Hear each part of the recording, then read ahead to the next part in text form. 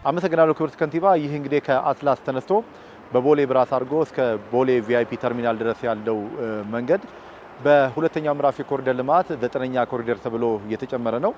እንግዲህ ይህ መንገድ በአጭር ጊዜ ነው ግንባታው የተጠናቀቀውና በአጠቃላይ በዚህ ኮሪደር ላይ የተካተቱ ጉዳዮች ምንድን ናቸው?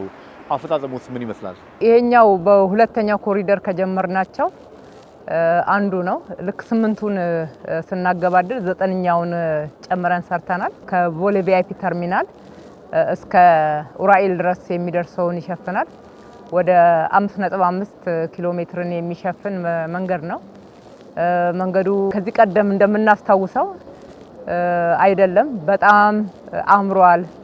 በከተማችን የመጀመሪያውን ደረጃ የሚይዝ መንገድ ሆኖ ወጥቷል ማለት ነው። በጣም አስቸጋሪ ነበረ በዚህ ማለፍ። ሚዲያኑ ሰፊ ነው፣ ዛፎቹ አያምሩም።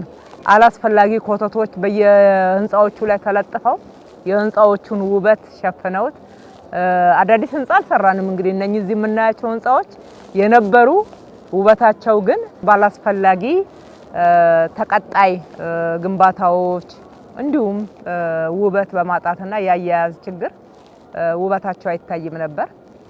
ያ ሁሉ ተለውጦ ዛሬ አምሮ ደምቆ ሰዎች በጣም የሚወዱት ወክ የሚያደርጉበት እንግዶቻችንን ከቦሌ ቪአይፒ ተቀብለን ስንሸኝ የኢትዮጵያን ክብር ከፍ ያደረገ ከአዲስ አበባ ያለፈ ትርጉም ለሀገር ያለው ትልልቅ የሀገር መሪዎችን ስንቀበል በራሳቸው ካሜራ ቀርጸውት ኢትዮጵያ እንዴት አምራለች ወይ ለካ ያስባለ አንዱ መስመር ይሄ መስመር ነው።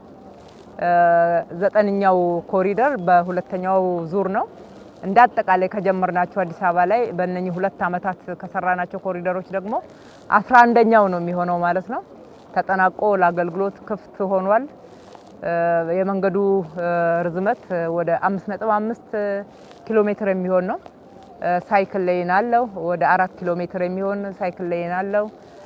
የእግረኛ መንገድ ከቦታ ቦታ ስፋቱ ቢለያይም ከ5 ሜትር እስከ 10 ሜትር ድረስ ርዝመታቸው ወደ 12 ኪሎ ሜትር የሚሸፍን ነው በዚህ መስመር ብቻ ማለት ነው። በግራም በቀኝም ስለሆነ ተሰርቶ ያለው እስከ እኩለ ሌሊት ድረስ ሰዎች የሚንቀሳቀሱበት እንግዶች እዚህ ስናስተናግድ አዲስ አበባ ላይ ከሌሊቱ 8 ሰዓት ሁሉ ሳይቀር በዚህ መስመር ላይ ወክ የሚያደርጉ ፎቶግራፍ የሚነሱ ሰዎችን እንመለከት ነበረ።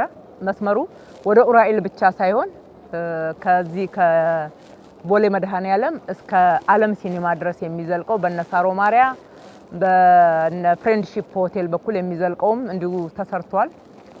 ይሄ መስመር ቀድሞ እግር ኳስ ሜዳ አልነበረውም፣ የልጆች መጫወቻ አልነበረውም። እነኚህ እንዲያሟላ ተደርጓል። ለደሃውም ለመካከለኛ ገቢ ላለው ለእግረኛው በዚህ ጋር እግረኞች ሲንቀሳቀሱ ቀለል ባለ ዋጋ ሻይ ቡና የሚሉበት ወደ 5 ቦታዎች ላይ ፈጥረናል። ከትልልቆቹ ሆቴሎች ባሻገር ማለት ነው። የጠቅላይ ሚኒስትራችን ጽዱ ጎዳና ኢኒሼቲቭ ሁሉም ኮሪደር ላይ እውን እያደረግነን የሰራ ነው። እዚህም ላይ ወደ 5 ቦታዎች ላይ የህዝብ መጸዳጃ ቦታዎችን አዘጋጅተናል። ሁሉም የንግድ ቦታዎች ደግሞ የንግድ ህንፃዎች የራሳቸው መጸዳጃ ቦታዎች አሏቸው። ከሁሉ በላይ ትልቁ የዚህ መስመር ኢንተርቬንሽን ወይም ደግሞ ለውጥ የምንለው የመኪና ማቆሚያ ነው። መኪና የሚቆመው መንገድ ላይ ነበር። መኪና መቆሚያም መሄጃም ነው።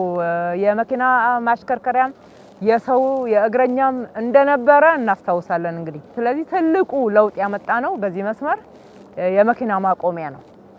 ውጪ ላይ ብቻ በመንግስትም በግለሰብ የሰራነውንም ስንደምር ወደ 15 ቦታዎች ላይ ሰርፌስ ፓርኪንግ መፍጠር ችለናል። በየህንፃው ውስጥ ደግሞ ቀድሞም ተሰርተው አገልግሎታቸው ተቀይሮ ለፓርኪንግ እየዋሉ ያልነበሩ ወደ 100 አካባቢ ህንፃዎች በውስጣቸው ፓርኪንግ ያላቸው ሁለቱንም አንድ ላይ ስንደምር ወደ 2000 የሚሆኑ መኪናዎችን በአንድ ጊዜ የማቆም አቅምን እዚህ መስመር ላይ ፈጥረናል። 900 አውትዶር ወደ 1100 ደግሞ በህንፃዎች ውስጥ የማቆም አቅም ተፈጥሯል። መንገዱ እንግዲህ እንደዚህ አምሯል። መኪና መንገድ ላይ ማቆም አይቻልም፣ ምክንያቱም ፓርኪንግ አለ።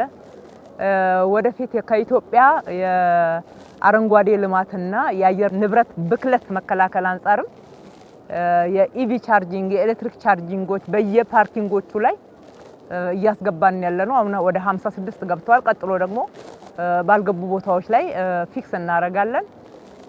ይሄ ብቻ አይደለም፣ ታክሲና አውቶቡስ መጠበቂያ ያልነበረው መስመር ነው።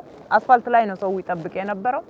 እሱም ጭምር ዛሬ ተርሚናሎች ተስተካክለውለታል። ወደ 5 ቦታዎች ፋውንቴኖች አሉ።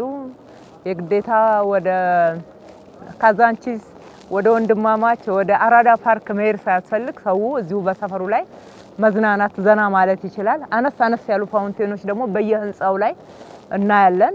በጣም ዌልካሚንግ እንኳን ደህና መጣችሁ ብሎ ፈገግ ብሎ ሰውን የሚቀበል መስመር ሆኗል። አካባቢው እንዳለ ሆቴል ነው እንደምናየው። በርካታ ሆቴሎች አሉ። ለመኖር ምቹ፣ ለእንግዶቻችንና ለጎብኚዎች ደግሞ ሳቢ የሆነች ከተማ በማድረግ በኩል ትልቅ ለውጥ ያመጣንበት ነው ማለት ነው። በዚህ መስመር ላይ እንግዲህ በተጨማሪ ከቀበና የሚመጣው ወንዝም አትላስ አካባቢ ተሰርቷል። ከፒኮክ ጋራ ኮኔክት እንዲያደርግ ተደርጓል። የወንዝ ልማት ስናነሳ ዋናው ትልቁ ትኩረታችን ብክለት ነው። ከጤና ጋራ ተያይዞ ከዛ የሚወጣው ብክለት ብዙዎችን ለበሽታ ለሞት ዳርጓል። ያም ብቻ አይደለም፣ በጎርፍ ምክንያት በየጎርጁ በየወንዙ በክረምት የሚመጣው ፍሳሽ እና ወንዝ ተቀላቅሎ የብዙዎችን ሕይወት ቀጥፏል። ያልተነገረ ሚዲያም ሌላም አካልም ያልተናገረ የከተማው ነዋሪ ላይ ይደርስ የነበረ ጉዳትን የተከላከለ ነው። እንደዚህ ድምቅ ምር ያለ እንዲሁም ደግሞ ለደህንነትም ጭምር ነፃነት እንዲሰማው ሰውን የሚያደርግ መስመር ሆኗል ማለት ነው። እንግዲህ ይህንን ኮሪደር ጨምሮ በአጠቃላይ በከተማ ውስጥ በተሰሩ ኮሪደር ልማቶች ላይ የሚነሱ ጥያቄዎች መካከል አንዱ የኮሪደር ልማት በዋነኝነት ትኩረት ያደረገው ለውበትና ለከተማ ድምቀት ብቻ ነው የሚል ጉዳዮች ተደጋግመው ይነሳሉና ይህንን ኮሪደር ጨምሮ በአጠቃላይ በሚገነቡ የኮሪደር ልማት ስራዎች ላይ ምን ምን አዳዲስ መሰረተ ልማቶች ተሟልተዋል? እዚህ ኮሪደር ላይ አዳዲስ የተገነቡ የተጨመሩ ጉዳዮች ምንድን ናቸው? ጤንነት ስንል እንግዲህ አንዱ ንጽህና ነው። ንጹህ አካባቢ ለመኖር ምቹ እኮ የምንለው ለዚህ ነው። ለአእምሯችን ደስ የሚያሰኝ ነገር መመልከት፣ እንደገና ደግሞ ጽድት ያለ አካባቢ እንዲኖረን ማድረግ። ይኸው በየመስመሩ እኮ ስታዩ አሁን መስመር ላይ አንድ የሶፍት ቁራጭ አናገኝም። ቆሻሻ የሚጥል ሰው የለም። ህዝቡም አብሮ ነው የሰለጠነ ያኗኗር ዘይቤውን እያስተካከለ ያለው። ይሄንን መስመር ብቻ በማየት መናገር እንችላለን። ዛሬ ጠዋት የተጸዳ ነው፣ እስከዚህ ሰዓት ድረስ ድጋሚ አልተጸዳም። በየቦታው ቆሻሻ መጣያ ወይም ደግሞ ደስትቢኖች አሉ። ህዝቡ እዛ ውስጥ እየተጠቀመ ነው። ስልጣኔ ይሄ ነው ከህዝባችን የሚጠበቀው፣ እጅግ በጣም የሚያስመሰግነው። ከሌላው አንጻር ደግሞ እንግዲህ ማብለጭለጭ ወይም ደግሞ ድምቅ ምር ማለት ያስጠላል እንዴ? አያስጠላም እኮ። ስለ መብለጭለጭ የሚናገሩ ሰዎች የሚያብለጨልጭ ፍለጋት ተሰደው በየቦታው ነው ያሉት። የኛ ብልጭልጭ ሲሆን ለምን እንደሚረክስባቸው ባላውቅም፣ ለማንኛውም ብልጭልጭ አይደለም። ብልጭልጭ ሳይሆን ይሄ ብርሃን ነው። እንደ ጨለማን የሚያስወድድ ነገር ምንድነው? እንደዛ አይነት አመለካከት ጥሩ አይደለም። ጨለማ መውደድ የለብንም። ጨለማ እኮ ለወንጀለኛ መደበቂያ ነው። ጨለማ እኮ ሰዎች ጉዳት እንዲደርስባቸው የሚያደርግ ነው። የማታ ቢዝነስን እኮ ይገላል ጨለማ መሆን። ለምንድነው ፍክት እንደዚህ ብርት ማለትን ሰዎች የሚጠሉትና የሚተቹት? ይሄ እንግዲህ እንደየ አረዳዳቸው ሊሆን ይችላል። እሱን ለነሱ ተዋለው። ለማንኛውም ትክክል እንዳልሆነ ግን መናገር ይቻላል። ሁለተኛ ከመሬት በላይ እኮ የምናየው ይሄ ውስን ነው። ከመሬት በታች ግን የተሰራው የድሬኔጅ የስዌሬጅ ያለ ፍሳሽ መውረጃ ያለ ቆሻሻ መውረጃ ከተማ መሆን ይችላል እንዴ? ስለ ከተሜነት የሚያወሩ ሰዎች ከተሜ ማለት በቅድሚያ ከምንም ነገር በፊት መሆን ያለበት የድሬኔጅ የፍሳሽ መውረጃ መንገድ፣ የጎርፍ መውረጃዎችን በትክክል መስራት ማስወገድ፣ ያወጋገድ ስርዓትን ጭምር ነው። ይሄንን ነው ኮሪደር የቀየረው። ከዛ ውጪ መሬት ውስጥ የተገነቡ ሲስተሞች ትልቁን ወጪ ያወጣ ነው እሱ ላይ ነው። አስፋልት እኮ ነገ ይጠገናል ቢሸረፍ ወይ ደግሞ ጉዳት ቢደርስበት። እነኛ ግን ጉዳት እንዳይደርስባቸው ያ እንደ ሸረሪት ድር የምናየው የነበረው ገመዴት አለ። እሱ አይደል አንዱ አስጠላ ያደረገው። ይሄንን በመሳሰለ ህንጻ ላይ ተተብትቦ በጣም ያስጠላ ነበር ብቻ ሳይሆን ጉዳት ንፋስ ሲመጣ ጉዳት ያደርሳል። ኤሌክትሪክ አደጋ ያስነሳል፣ የእሳት አደጋ ያስነሳል። እሱ ወደ መሬት ውስጥ ገብቷል። የቴሌኮም መስመሮች በየጊዜው እየተበጠሰ እየተሰረቀ ለአይንም የማይመቸው ወደ መሬት ውስጥ ገብቷል። በእነኚህ ኪሎ ሜትሮች በአጠቃላይ የአይቲኤስ ኢንተለጀንስ ትራንስፖርት ሲስተም የምንለው የትራንስፖርት ፍሰትንና ደህንነትን ጭምር የምንቆጣጠርበት አሁን ሙሉ ለሙሉ ስማርት አዲስ አበባ የምንለው ስሉጥ አዲስ አበባን እየገነባን ስለሆነ ይሄ መሰረተ ልማት የተገነባው ነው ሲስተሙን ኦፕሬሽናል የሚያደርገው። ያለ መሰረተ ልማት ሲስተም ሊሰራ አይችልም። ሲስተም አሁን ከእንግዲህ ወዲያ እያሳለጠን እንሄዳለን። መሰረተ ልማቱ ተሰርቷል። ያልደረስንባቸው አካባቢዎችን ለመድረስ ደግሞ እንጥራለን። ሌላው ከመሬት በታች የተሰራው የደህንነት ካሜራ ስርዓት ሲስተም ነው። ሲስተሙ ተዘርግቷል። በየፖሉ ላይ ደግሞ እንደምናየው የደህንነት ካሜራ አለ። እያንዳንዷ እንቅስቃሴ በቁጥጥር ውስጥ ናት ማለት ነው። ለከተማችን ነዋሪዎች ስንል ለጎብኚዎቻችን አጠቃላይ እንደዚህ አይነት ስርዓቶች በጣም ያስፈልጉናል። ዓለም እየተጠቀመበት ነው፣ እኛም እንጠቀምበታለን። እዚህ መስመር ላይ ሳይነሳ የማያልፈው በአጠቃላይ ለሁሉም ኮሪደር የሚነሳ ቢሆንም የዚህ መስመር ግን በጣም ይገርመኛል። በዚህ መስመር ያሉት ባለሀብቶች፣ ነዋሪዎች በሚገርም ሁኔታ መንገዱ ሲዘጋ አንድ ቀን ፊታቸው ሳይጠቁር ተነሱ ቦታችሁ ይዛወር ስንል በፈገግታ የምሰሩት ለኛ ነው፣ በርቱ፣ መብታችንን ግን በትክክል ጠብቁ እያሉ ከዛ ውጪ ወደ 200 ህንጻዎችን እኮ እኛ ገንዘብ አላወጣንበትም። እራሳቸው ናቸው ፋሳዱን ማስተካክለው ህንጻዎችን መፍረስ የሚገባውን አካል እያፈረሱ መልሶ መገንባት ያለበትን እየገነቡ እንዲህ አሳምረው የሰሩት የከተማችን ነዋሪዎች ናቸው። ከተማችንን የገነባ ነው ለጋራ ጥቅማችን ነው። ከተማችንን ማስዋባችን ገቢያችንን መጨመር ነው።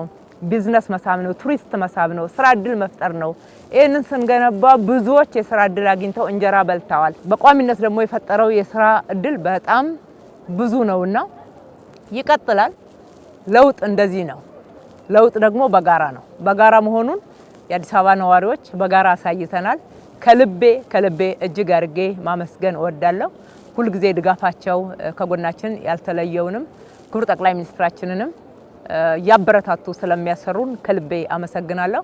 በዚህ መስመር ላይ ተመድበው ሌሊትና ቀን ሳይት ማደር ያክል እየሰሩ ውጤታማ ያደረጉ አመራሮቻችንን፣ የክፍለ ከተማ አመራሮችን፣ የከተማ አመራሮችን ከጉልበት ሰራተኛ ጀምሮ ደስ በሚል ፈገግታ እየዘፈኑ ደስ እያላቸው የሰሩትን ትጉ የኢትዮጵያ ልጆች ከልቤ እጅግ አድርጌ ማመስገን እወዳለሁ።